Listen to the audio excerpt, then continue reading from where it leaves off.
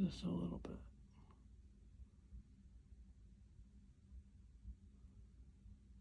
I'm going back over the edges so this white will really kind of jump out a little bit over the blue behind.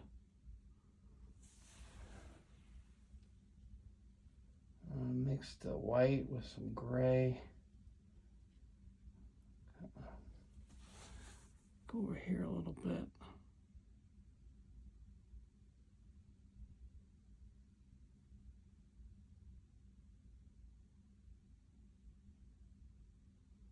I want this rock to kind of jump out a little bit. That way when you're looking at it from, we'll take it back and then we'll have a little look. And maybe even here.